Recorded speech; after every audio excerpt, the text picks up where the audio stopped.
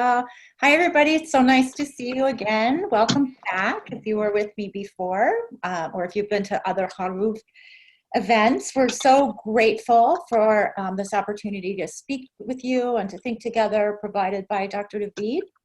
And I'm just delighted to be here. So Dr. David and I talked about... I do want to say one thing, and that is we are also, sorry, I forgot to say that Gal Avni Barlev, who's the director of Haruv USA, is also with us. Gal, say hello. Okay, now we can go on. Sorry about that. Yes, and Gal has been in charge of me. She is the speaker wrangler. So she's a very important, if not the most important part of what's happening today, right? Okay, so welcome. Hi, I see lots of folks on here who I know personally, and now I'm going to consider that I know the rest of you. I just want to say that, this is a broad topic. We only have 45 minutes. We're just going to touch on some basics. This is a distillation of a presentation I gave at 0 to 3 last year, so you're getting a little bit of a 90-minute presentation. I do have case vignettes. If we have time, maybe we will dive into one of them to think together. And just like we did last week, let's use the chat box so you can be responding as we go. And I'm getting better at toggling my brain back and forth between the slides and the chat box. So go ahead and dive in with that. So reflection or direction, what's your role in supervision? So can you think of a time in supervision where you felt understood and maybe even challenged? And what about a supervisor who really helped you grow? Maybe it wasn't really fun to do that, but you grew. Can you think of a supervision that just didn't work for you and didn't grow you as a professional? And what was the problem there? And then really, what did you bring to that story? Because we all have those stories. And because I can tell you, when I think about the supervisions where I felt really understood, challenged sometimes, but really understood, those are still my professional angels that guide my work as a supervisor, as a trainer, as a director. And for those of you who don't know me, prior to working solely in the capacity as a CPP trainer, I was a director of a counseling program in a child welfare agency here in Chicagoland, and before that of one in Cleveland.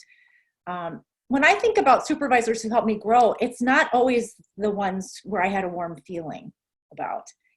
On reflection, I can really see that the ones who challenged me personally, professionally, spiritually, intellectually, was where I really grew, but boy, it did not feel delicious while it was happening. And I'm inviting us all into that space while we're thinking about all of this today. Feel free to use the chat if you have some thoughts about that.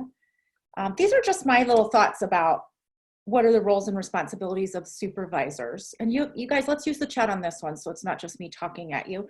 So what's clinical supervision? Thinking about administrative supervision, and what is reflective supervision, and is all clinical supervision reflective? So let's go to the chat and see what you have to say about that. You can answer any of them or all of them.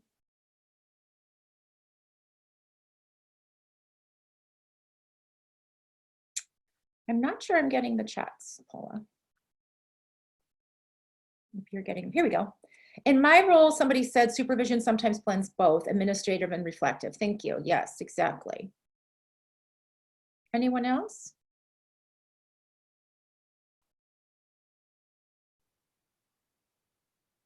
Clinical, okay, here we go. Clinical, hi Anna. Clinical seems more directive to ensure you're following interventions correctly. Johira says the role is to listen, to help you identify what's coming up for you as the worker. Reflective requires understanding how you think, not just how you did. Oh, I like that. Nicole says clinical mostly as I prepared for independent licensure. So you guys are really hitting on, I think, really important points here. It's a guideline or a fence. Richard Fay, hi Richard. Clinical can be reflective, administration can be reflective. Reflective is always reflective. Not all clinical is reflective. I agree with Richard, right? And Richard kind of knows me a little bit. He comes to my office hours, right? And we need all of these at different times. Christine, I think, or Kimberly said that. They're all important and we need them at different times. So one, you have an administrative supervisor, and these are my loose definitions, just so we're all on the same ballpark, and they're not meant to be all inclusive.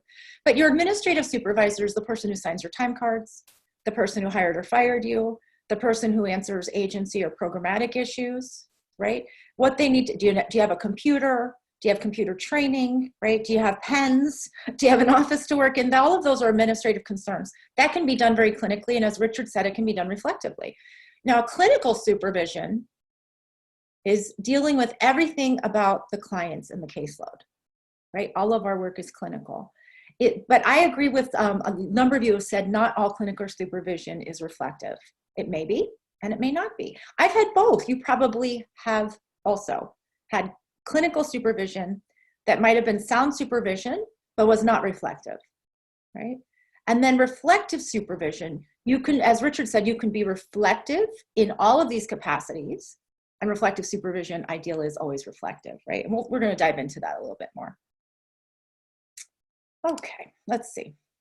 So roles and responsibilities of the supervisor, and these are not in order of importance, nor are they all inclusive, is to develop the therapist's knowledge and skills, for example, their core competencies, fidelity to a model, and basic skills to provide secure base for reflection, to champion the program, the agency, or the model ideals, and the holder of the diversity-informed lens. And you can see I have a citation here of Chandra, Alicia, and Patricia, and Heffron, and Murch. And you know, this is not all-inclusive, but I think it's worth our attention to think about that these are some really important aspects, right? This is actually a slide. If you're CPP trained, you'll recognize this slide. This is our core competency slide that we use at times. But these are some staff knowledge and skills, what we do as supervisors. So in CPP, but you know, CPP has adapted aspects of all good psychotherapies. So there are many overlaps with all good kinds of psychotherapy here. So we have self-reflection, which is about me, the therapist. How am I doing? Not just how am I thinking about the client, what's causing me to react, to be, to feel, to think in a certain way, integrating a sociocultural lens, observing behavior, particularly if you work with young children, that's a core competency. And for us in CPP, acting as a conduit, because we do dyadic work. Maybe if you're a family therapist, you also act as a conduit, or a couples therapist. Familiarity with relevant bodies of knowledge, coordination of care, and co-constructing a trauma framework, because in CPP we use a trauma lens. So with your modality that you use, you may think about a lot of these competencies, but some may not apply, and there may be others that are very important to the practice that you are helping your staff with. I work with a team who they're very sophisticated in the practice of working with adults with substance abuse, and they have different competencies than this that they would add to this. Many of these would track, and then they would have additional ones that they would add in here, right? So these are some of our jobs as supervisors, and for those of you on the call who are not yet supervisors, I'm holding the lens that we all are supervisors, that we all are supervisees and we all are supervisors eventually, or with each other, that we can hold that place for that. I'm just trying to flip my page. Here we go. So when we think about directing, and I use this concept of directing and reflecting, developing a therapist's knowledge and skills to me is directive. Now you can do it in a reflective way, of course, but when you're pointing out when the therapist is not doing the model that they're doing, I can reflect about that, but at some point I may need to direct, right? I'm explaining and reinforcing model concepts, you know, whether a phase of treatment or interventions or fidelity to a model, depending on your model. I'm providing examples of what to do or say. I'm identifying what we call ports of entry in CPP, or missed moments, opportunities for clinical intervention is what I mean by that. And I'm using a model fidelity tool to review progress in a session with a particular family and across caseloads. So I recognize that we all don't do that. I'm not saying that you have to do that, but many models do require fidelity monitoring. You may also use screening tools with your clients. You may have to teach your staff how to use a screening tool, how to administer a screener, how to code or score a screener. My argument is that that would be directing. Oh, I lost my chat in case there's more here. Someone said, it can feel hard to balance administrative and reflective when your responsibility for both. I agree with you, Christine. I think it's a real core competency, right? And there's a curve, a learning curve to that. Yeah. So we're also, as supervisors, providing a secure base for reflection. So we're supporting the therapist in gaining an understanding of themselves in relationships with the clients with whom they work. And we're supporting the therapist to explore their own emotional experiences with the family, and supporting the therapist to explore, share ideas, and plan for the future work that's done in a safe and non-judgmental and collaborative manner. Now, this is a quote from my dear friend who we just lost, Rebecca Shamoun-Chinook, who is really the great leader in the field of reflective practice and reflective supervision in my lifetime. And if you're looking for more guidance, certainly Rebecca is a place to start. And she has a real gift for helping us distill these concepts that can feel a little slippery. I have a question from Summer. How do you point out when a therapist is not doing the model, when you don't know the model itself, when you supervise multiple therapists who have a variety of models they practice? Boy, that's such a good question. Such a good question. I think that you have a dilemma.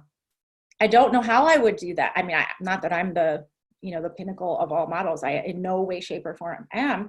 But how would you do that? I guess I would rely on Fidelity tools, right? If it's a model that has a Fidelity tool, I would lean back in that. And I'm thinking hard about where I would start there. It feels like there's a port of entry there around how do we wonder together about what this model is and what the model developers' intentions were, and how do we know when we're doing it and how do we not know we're doing it. But boy, that sounds really complicated and really, it's something I'd want to sit with for a while. But you're also reminding me that so many programs these days are aspiring to train many staff in many modalities, including evidence-based modalities, with multiple Fidelity tools. And then how do you manage that? How do you know when you're practicing CPP or TFCPT and not sort of drifting those into each other? For me, that's Fidelity monitoring, but I think that it's much more challenging when you're trying to manage several different modalities, several different staff under one supervisor. Yeah. So what does reflective supervision look like? I can share with you my ideas, and frankly, these are things that Rebecca and I have talked about, you have to have it weekly, right? You need weekly reflective supervision. It can be group or it can be individual. It needs to be an hour. I personally love it to be an hour and a half, and I'll share with you why. That time needs to be protected with no interruptions, no phone calls, no answering texts, no looking at your phone or them looking at their phone, right? So one of the jobs that I had in my career when I first came in, that was not the culture when I came in, and I had to contract with staff, and not just with staff, but also with my support staff, to understand that reflective supervision was uninterrupted time, that unless there was a real crisis, like a smoke alarm going off or some terrible emergency, that was sanctified time, and that no one was going to knock on the door if Paula and I were together for her hour and a half. And it took a little bit, of learning about that and understanding, but we were able to make that change. For me, if you were going to contract for reflective supervision with me, we talk about one case during your consultation. Now, sometimes I get a fair amount of pushback about this, but I have 15 cases, all of which are worrying me, right? Which I understand. And I want to check in with you. Dan's a seasoned clinician. I want to check in with him about all 15 in my cases to co-hold that with me, right? So we can manage that together. I would argue that then I've moved into administrative supervision, right? It might be clinical administrative supervision and very good, but if I'm not able to think deeply and thoughtfully about one case with you, for me, I don't know how to help you slow down and dive into your own reflection about your own reactions and the meaning of them if we don't have the hour for that. And I offer, when folks are working for me in an agency setting, I offer an hour and a half because we do 15 minutes to 30 minutes of administrative. So you need your time card signed or you have other mishigas that we have to get to. I'm great with that. It's built into the time. And if you don't need that, then you actually have the whole hour and a half for clinical time, for reflective time. So our talking and thinking deeply about cases really leads to case conceptualization. And this is one of those things that they really don't teach us in graduate school, in my estimation. This comes from good supervision.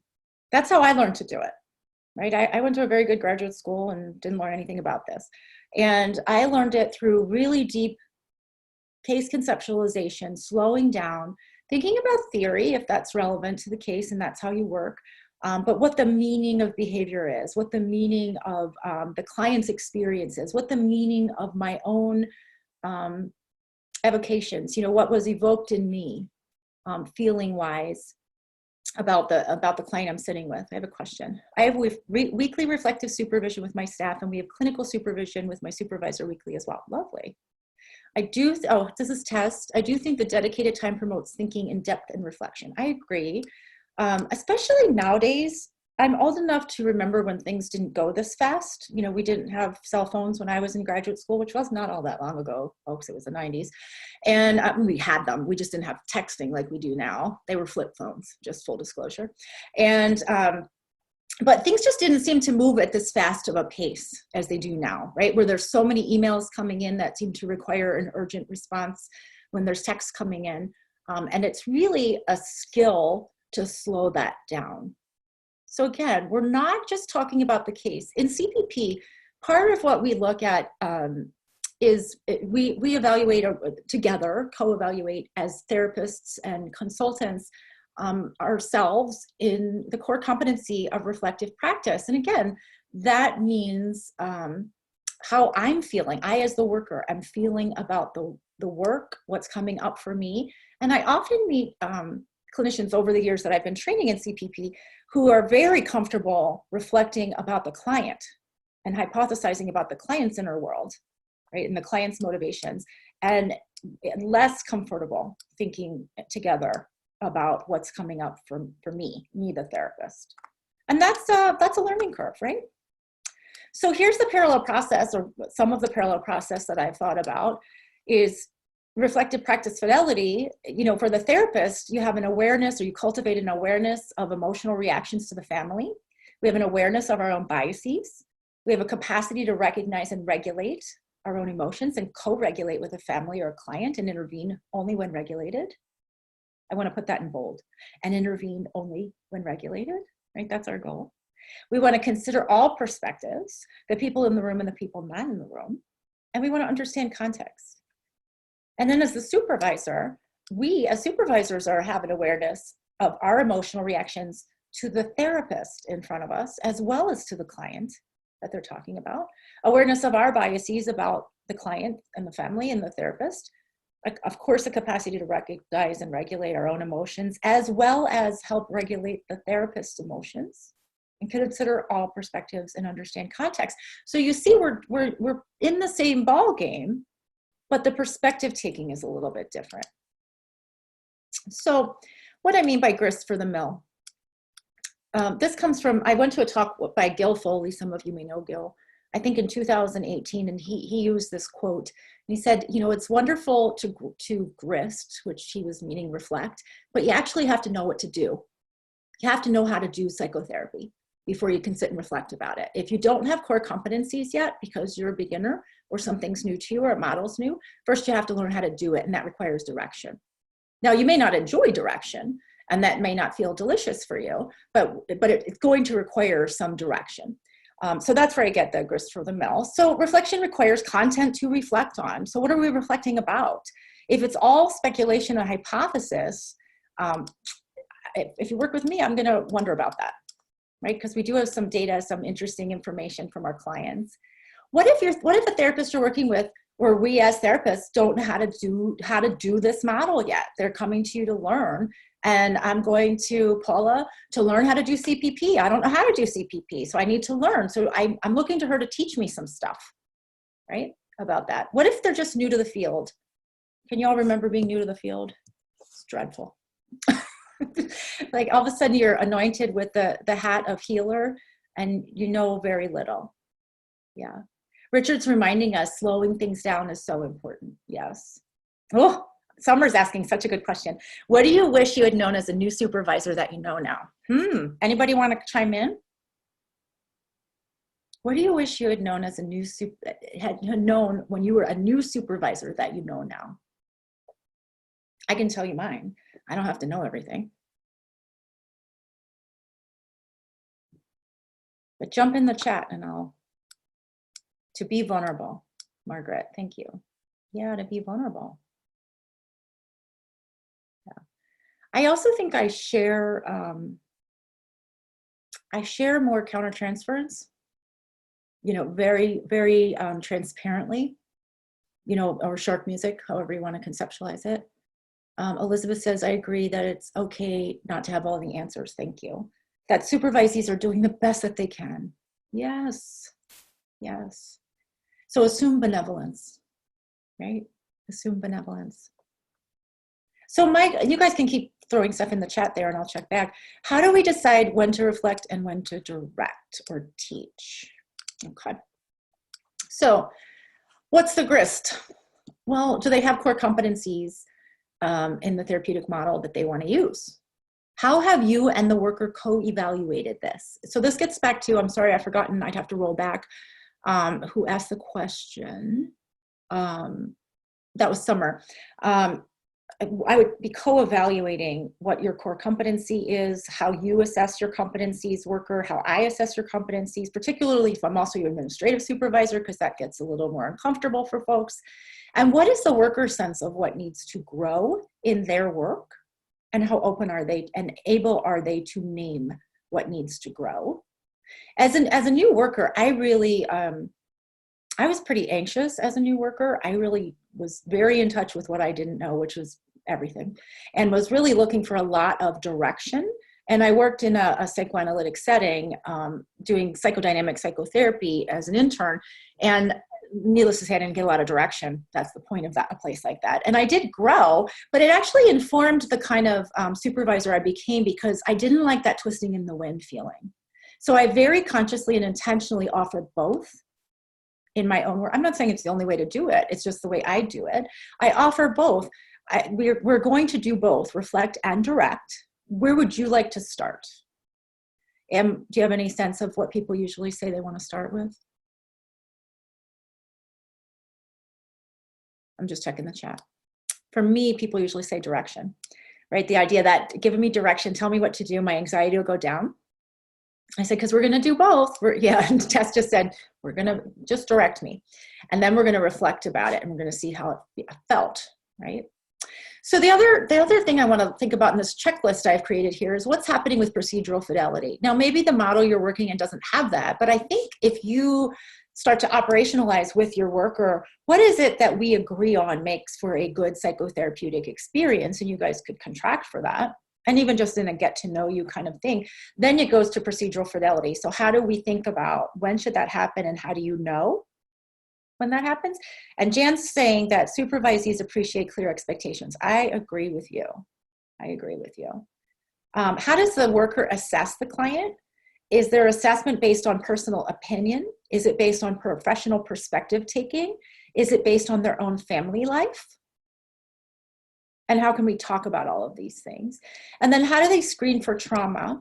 And if not at all, can we reflect and explore and plan for change in that? Now that's my bias because I'm a trauma therapist. So I would like to screen for trauma with everyone.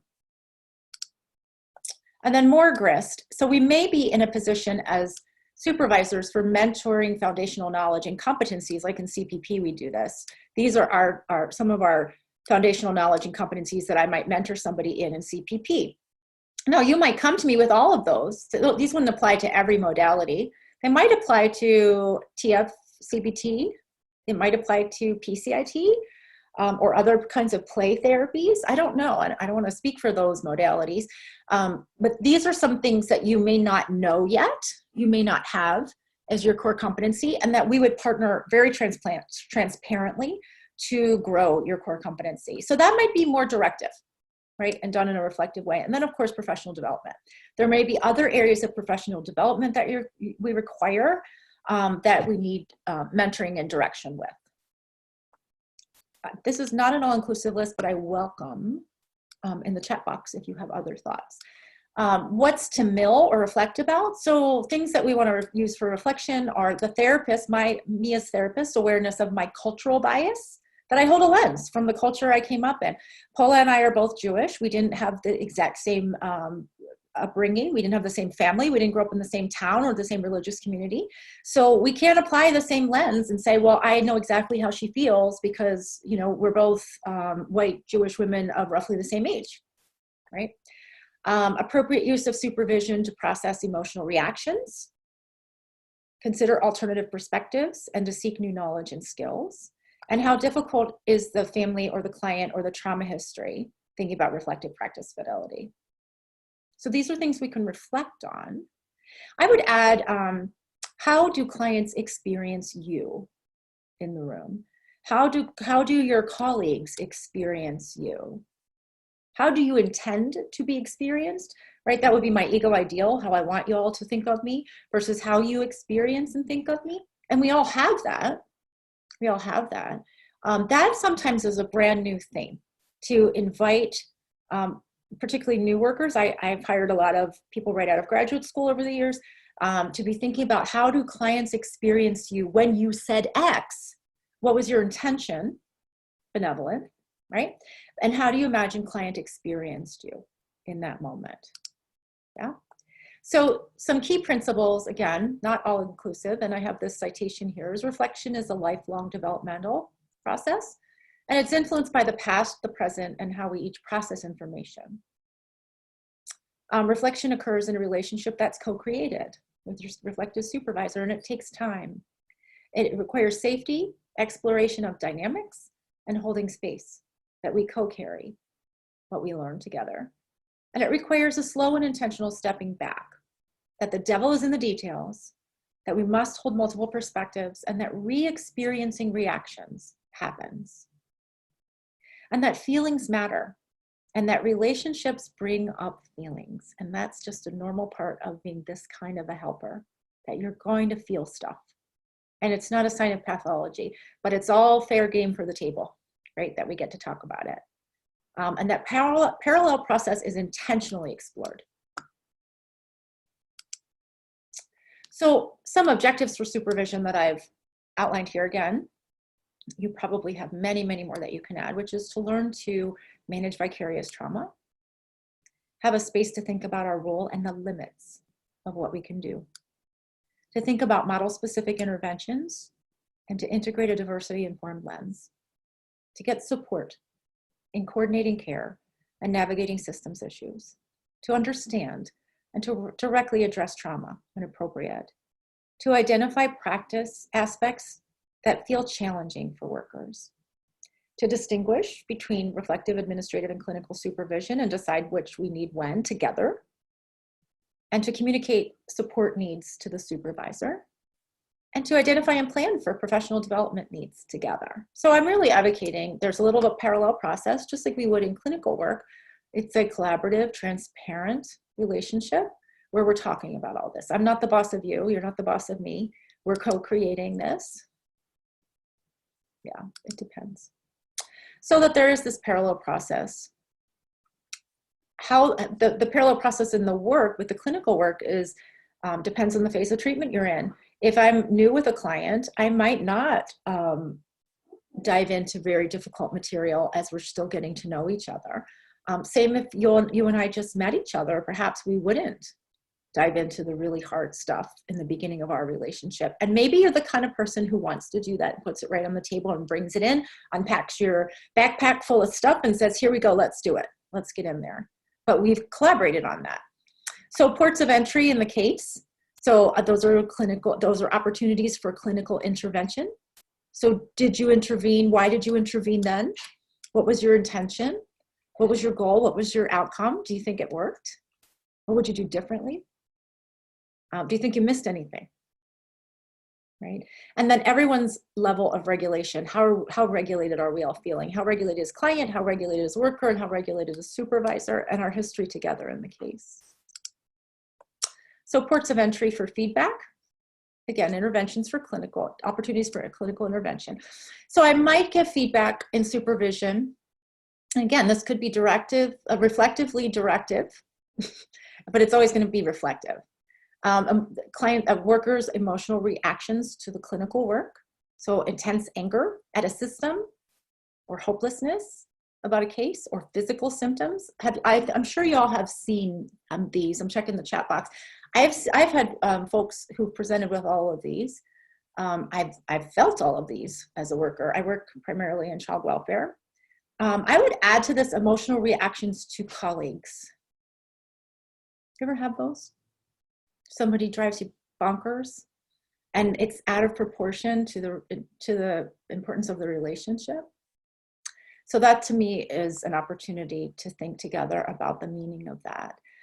Maybe taking a different perspective. Maybe a worker's going one way and I'm thinking over here, maybe that's support.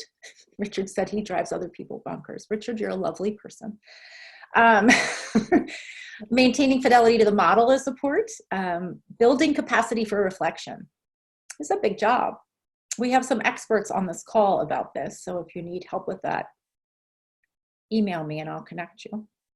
Monitoring and building skills, and of course, diversity tenets. What do you do when a worker has big feelings around diversity issues, right? And thinking about, in infant mental health, we have core diversity tenets. If you're not aware of those because you work in another age group, we can share those with you. So reflective supervision, of course, attends to the therapist's emotional responses and attends to maybe like the therapist's rescue fantasy and other fantasies. Being a better mother is one that I learned about when I was in training, that we were admonished to be cautious as therapists, to not be in competition with the caregiver. Don't be better than they are, support their caregiving. The supervisory space functions as an observing ego. And there is a citation here that I've kind of blacked out. Anna says, it can be difficult with colleagues when there is a difference in opinion on treatment service for the client. On teams, yeah, teams are complicated. Tess says same thing, she seconds that. Sounds like there's some team challenges. And of course, you know, I wanna ask more questions, like, are all the team members in supervision with the same supervisor? That can be helpful to be holding the case in that way. So what about you? Do you tend towards Grist, teaching or directing, or towards milling? And what's your preference and why? Whether either as a supervisor, and you can put it in the chat, as a supervisor or as a supervisee. Combination of both. It depends on the case. Oh, I love this. Christina says, it depends on the case, on my regulation, on my bandwidth, and on the staff. I'm with you. I feel that completely. Richard says both. He does both. Anyone else? Combination of both. I second Christine. Everyone's very nicely in the middle of the road here. I would like to do both, but I found myself doing more Grist. Thank you, Elizabeth. I appreciate the reflection there. I think that people who've worked with me would probably say I tend toward direction. And you're more of a Grist. Paul is more of a Grist. Summer says, Grist for new therapists, therapeutic relationship, and move toward reflection. Oh, well said, Summer. Miller by nature, Grist when structure needed. As a supervisee, I definitely tend towards reflection first to get a clearer sense of what's actually needed, then Grist. So reflection first, it's interesting, Kim, because to me, I would say, how do you know what's needed if you're reflecting? Right? I think it's interesting. I think you're right. You could do both. Angela, I asked my team for feedback and they tend to ask for more direction. So I might lean toward milling. Same, Angela.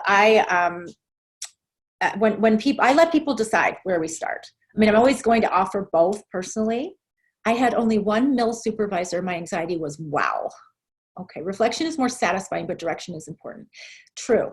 And the reason I actually wanted to present this with my very wonderful colleague, Tina Doro at 0 to 3, was that I do think that sometimes, this is my opinion, that we in infant mental health fall a little in love with reflection and forget to direct. You got to teach some stuff, right? It's not, I'm not super excited about only reflecting when somebody does not yet have core competencies. So you guys open a couple case vignettes if we can do this together. Oh, there's more comments. Let me get to the comments. I tend to lean toward milling, but supervision is a balance between soft and strong. So have to know and understand when and how to use both based on varying factors needed in conversation. I'm so struck by your choice of language. I want to think more about it, Nicole, between soft and strong. Yeah. And Ray says, I have a history of doing direction due to previous work I did. I tend toward reflection naturally. Christine, Lily, do you incorporate grist and mill during group soup? How do you assess when there's a variety of level? Oh, it's such a good question. Yeah, I actually do. And there's a couple people on here who've been in group soup with me. So I would be curious if my answer will be the same as theirs. So for me, if I'm doing group soup, I tend to know everybody's core competencies. And as an administrator, I've tried to put people together who would be compatible in group soup, even if they did different work. Like I would have people who only work with adults and families, and then folks who also worked with children and CPP. But in terms of level of professional development, they were all about the same level. That makes sense. So I wasn't having like brand new beginner therapists. And I'm not saying you shouldn't do that. I'm just sharing what I did. And yes, I do both. And I actually, in a group soup, for me, I kind of toss it to the group to see what they say and to see where the group lets it go, whether they take it to reflection or direction. And then I might balance the scale. Where if it went towards reflection, I might offer a little direction. If it went toward direction, I'm going to bring it back to reflection. I don't know if that answers your question. Richard says, it's interesting that CPP encourages reflection with caregivers. How do caregivers experience our posture? I think the answer is it depends. Right? That was a little moan from my dachshund, sorry. I think it just depends. You guys up for looking at a case? I made these vignettes up with my colleague. Okay, I'm gonna tell them to you because I didn't put them in the PowerPoint to share. So think when you're thinking about this, think about how does it make you feel? Oh dear. Here we go. How does it make you feel? What are the potential challenges for supervision? How would you give feedback? Are you creating a safe space, and what skills and competencies are you teaching? We're going to do it in the chat, which I know is cumbersome. Okay, here we go. I'm going to read it to you. So Lisa is a European American CPP therapist, and she's worked in a domestic violence agency for about 2 years. She recently completed a CPP learning collaborative. Prior to working at the DV agency, she worked as a child life specialist in a hospital where she worked primarily with individual children and had limited contact with caregivers. So that's part one, okay? I'm gonna read you part two. Lisa has been assigned a new CPP case. So CPP is a dyadic model for working with children and caregivers who've experienced at least one traumatic event.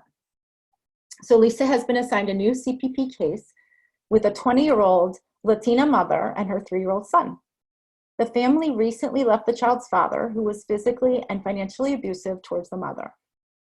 During the supervision session, Lisa's supervisor reviews Lisa's foundational phase Fidelity tool about the new case. So just, how are you doing? What have you gotten done? That's what our foundational phase Fidelity looks like. Part three.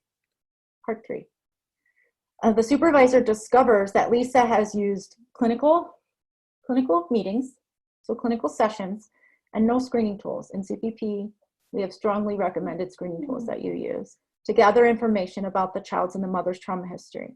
She's also facilitated a dyadic therapy session with mom and child before finishing the foundational phase. Lisa says this to supervisor. So I met with mom and child last week. I told the child that his mom wanted him to be in therapy because he saw his mom getting hit by his dad. So back to our questions. If you're the supervisor, where would you start? Where would you start? And I don't think you need to be trained in CPP to have thoughts about that. So if you put it in the chat, I will.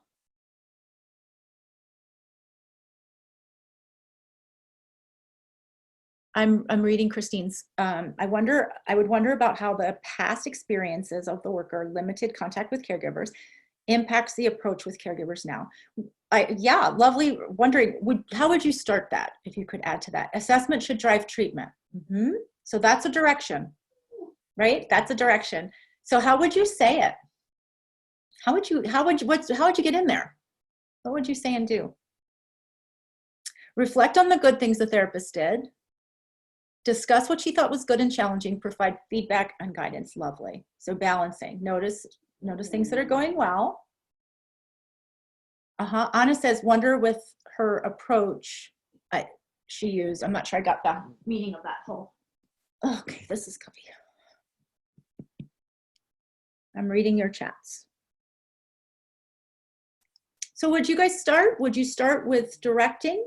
So, okay, I think she means I wonder. Thank you, thank you, thank you.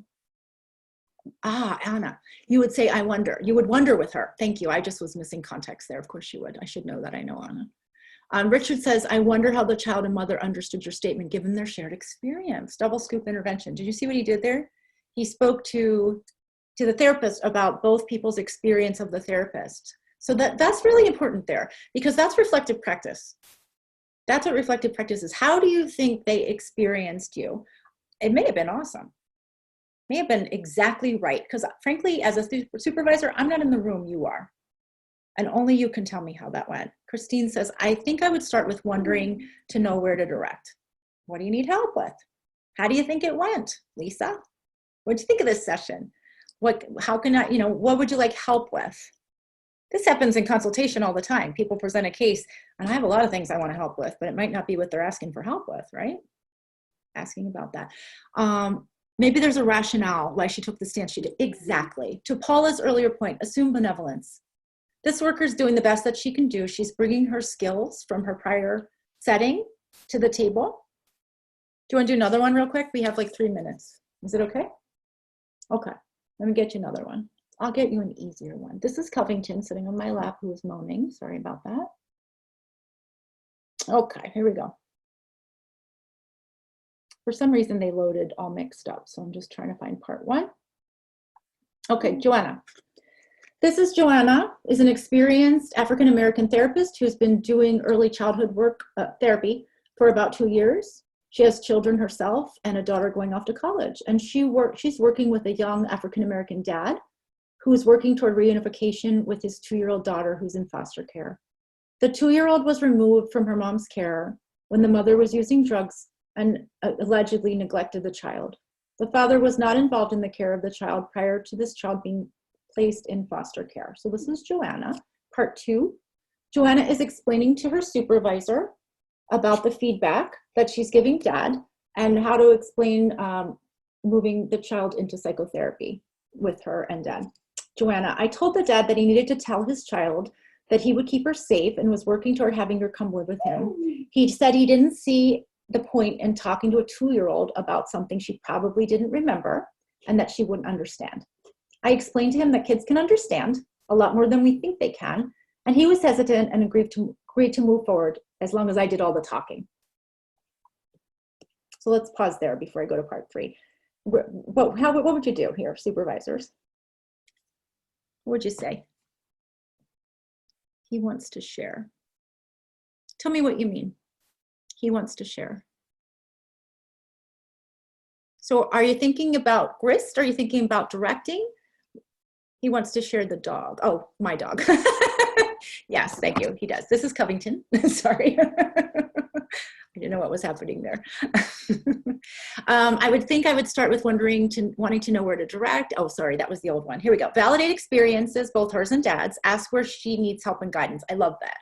So maybe some transfer. Oh, lovely. I love the T word. Maybe some transference between the therapist and dad, or therapist that countertransference, therapist toward dad.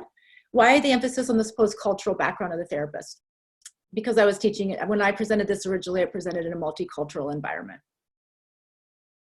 Why is maybe some transference? I have a lovely colleague who told me that she doesn't believe in transference, and I jokingly responded to, well, to me, it's like oxygen. You don't have to believe in it for it still to be around, right? That we're all impacted on it. I get feedback from therapists on how she perceived his response. Yes.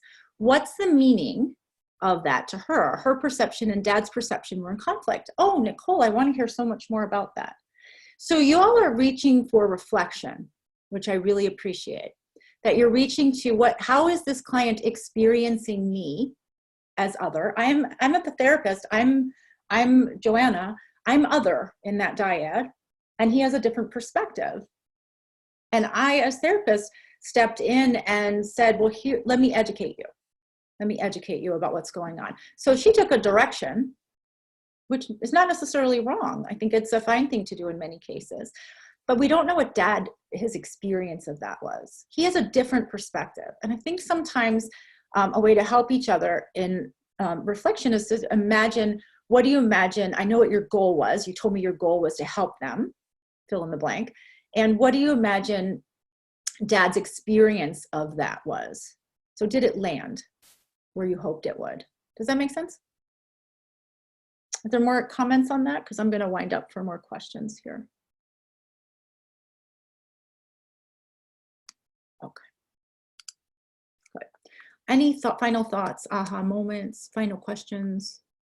Yes. So Nicole is saying her perception and dad's perception maybe were in conflict. Right. Was the content of the session helpful to the clinical space? Lovely. Yeah. So just again, inviting thoughts about how are we explaining the concepts of reflection and direction? When do we do which? I would also offer that I think there's a parallel process. If we lean too much in one or overly reliant on one or the other, that shows up in the therapy, right, of the therapist.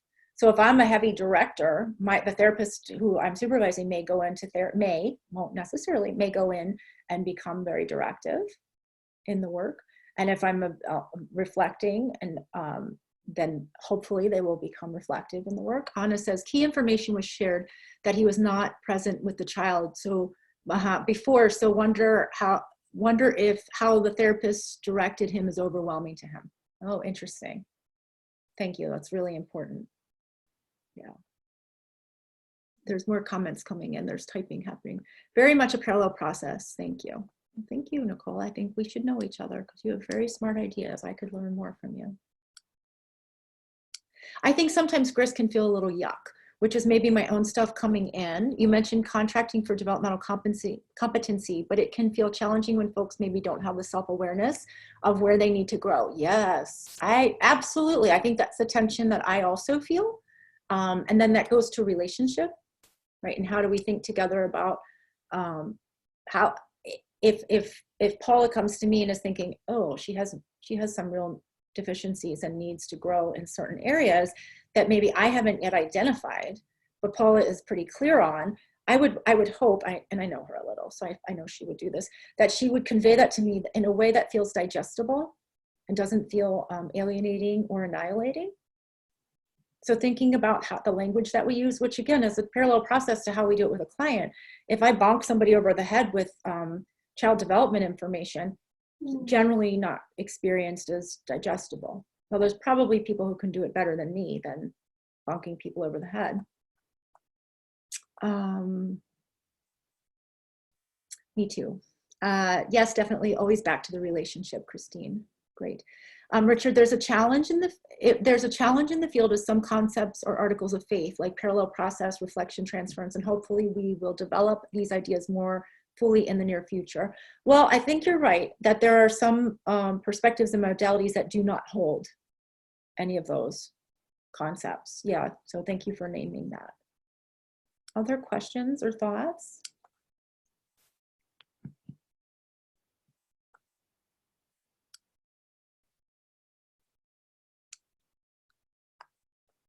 Trying to read the chats here. I enjoy those aha moments that brings the parallel process to light. Those moments where the therapist supervisor can have that moment and bring it to you is great. I agree.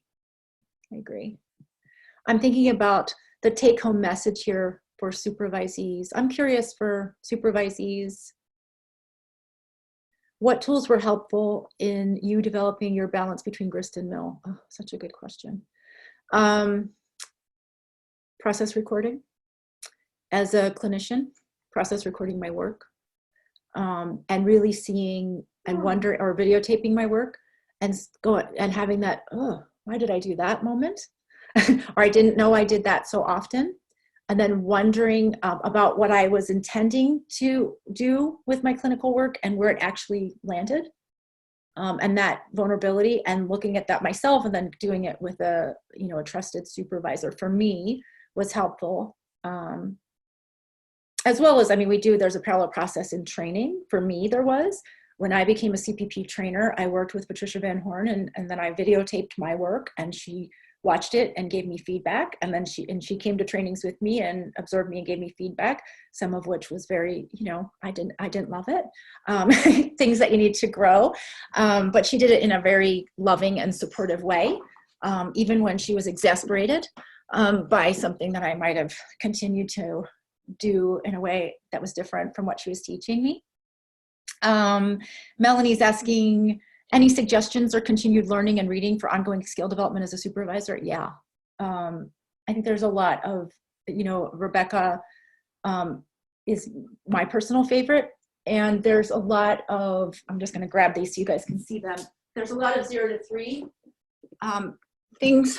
So this is a practical guide to reflective supervision. These are 0 to 3 documents. This is by Heller and Gilkerson. This is my go-to when I train in reflective supervision. I'll put these in the chat and Paula can get them. Learning through supervision and mentorship. This is by Emily Fenichel, and these are both 0 to 3 books. And then I have, I'll get my little list to Paula and she can share it with you. Yeah, thanks. And Nicole said, I asked them for feedback too, that they get what they needed from the supervision. Yeah, that's my aha moment, right? So what's the one thing that you take away from today? If not, what did we miss? How do we build forward? Also, presence is one of the best things that's helped me in supervision. If I am present, then I can see, hear, and experience all of the nuances happening outside the room as well as inside the room. I love that. And I think that is why I said the part about it's a sanctuary time, that when the door's closed, it's closed. There's no texting, no calls, no knocks, right? This is, if Christina and I are meeting, every week at 4 o'clock, we know that we have this meeting together, and I'm never going to say, oh, I'm going to take Brittany instead. You know, Brittany has an emergency, so she gets your time and you're out of luck. That we really hold this. Thank you, Johira. Other thoughts or aha moments? Kim Small says, this was helpful in reflecting on my own growth over the past few years. I'm definitely way more comfortable with reflection than before when I was a student and brand new clinician in the field. Me too. That feels like the learning curve. That's how mine went too. Oh, Patricia, thank you. That was kind of you. Johira, the parallel process, not only between clients and therapists, but therapists and supervisor. 100%. Always there. And transference. So if Brittany is my supervisor and I'm super mad at her all the time, that's probably not about Brittany, and it's probably about me and something in my history, maybe with authority figures or with my mom or somebody else, but Brittany is just my supervisor. Yeah. Sorry about the moaning, the dachshund moaning. That's usually not part of my presentations. I don't know why you got that extra today. Yes, and oh, Samantha, right. And the parallel process between parents and babies. That's right. And that may actually show up in the work between the supervisor and the worker. Hi, Sylvia. Hi, Maria. Well, lovely to see you all.